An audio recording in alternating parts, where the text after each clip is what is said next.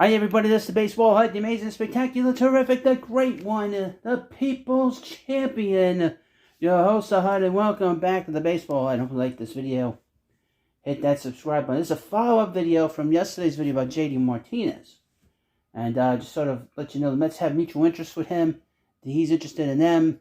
This will be the third time they've talked to him since last season, since the season ended last year. As you know, he's 36 years old. He had a big year last year with the Dodgers. He drove in 100 runs and about 100 games. Didn't play. He missed 60 games. I don't know for what reason, but he's primary. He's just a DH now. But he's always been a DH for a long time. The year before, he played for the Red Sox, and he's played for the Red Sox the last few years. Obviously, he's been a great Red Sox. But 2 years ago, he had a back problem, which kind of held his power numbers down. Now, the power numbers returned last year. The Mets are talking to him. Now, a couple of things. Just my own assertion, not that I know anything or read anything. I'm getting the feeling that the Mets probably look at themselves a little bit better than they probably thought they would be going into spring. And I think that Stearns has gone to and gotten permission from Steve Cohen to spend a little more money to help this offense out a little bit. And that's good. Now, on the other hand, let's have Mark Vientos and Brett Beatty. How does this affect their playing time? A lot of people talked about, well, they got options, send them back to AAA. They have nothing to prove in AAA. They had to prove it here. So that's the one drawback to bringing in another DH, is it would definitely curtail their development as players in the major leagues. And you would probably have to have them playing at third base on a regular basis, two of them, and some kind of platoon along with Joey Wendell and possibly Jose Iglesias. Keep an eye on him. He's played rather well in spring training. He might make this team. So the news today is that the Mets are also talking to JD Davis, which I did a video on him a few days ago. Someone wrote to me and asked me what my thoughts are. Okay, JD Davis can hit.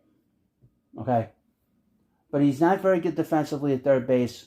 And obviously, the Giants felt that they needed an upgrade at third base with Matt Chapman. Matt Chapman's a terrible offensive player, but he's a great defensive third baseman. Now, they released him. The Giants released him after they put him on waivers. Nobody picked him up when he was on waivers. Now, anybody that picks a player up now that's been released, the team doesn't have to pick up any contract. The Giants will pick up the contract. He's got about $6.9 million on him. We must remember that J.D. Davis played here a long time. He was here 2019, 2020, 2021. He was here basically 3.5 years. So we have an idea. I have an idea what kind of player he is. He can hit, but he does not hit good fastballs. He does not hit a guy that throws 97, 98, 99 miles an hour. He cannot catch up to that fastball. If you remember, Met broadcasters Keith Hernandez and Ron Darling talked a lot about the fact that his bat, quoted my comment was that it was slow. He couldn't catch a good fastball. He can hit. You got a guy that doesn't throw hard, he'll hit him. And it doesn't matter if he's right-handed or left-handed. So that's how I view him.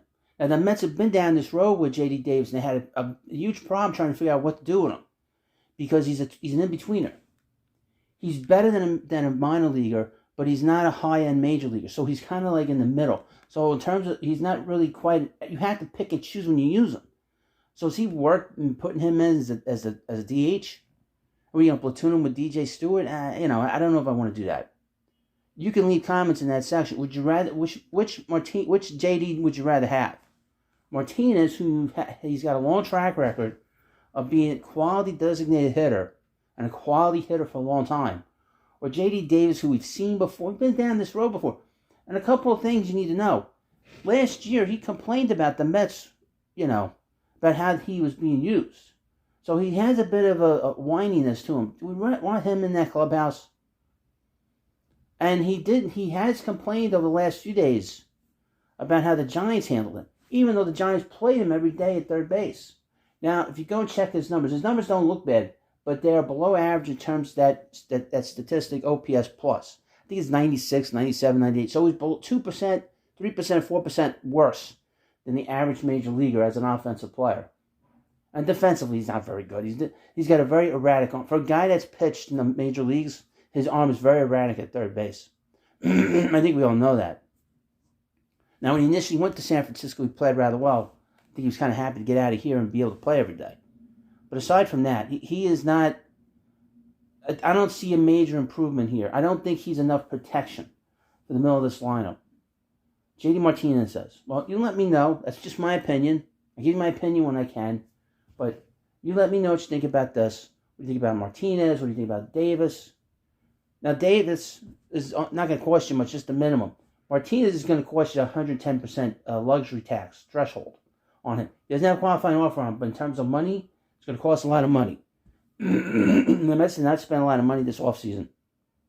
Spent a lot of money on a lot of minor league contracts and short contracts. As I lose my voice here, this is very upsetting to me. No, it's not. Well, thank you for watching this video. Let me know what you think about JD Martinez, JD Davis. Thanks for watching. Have a good day, and I'll see you later.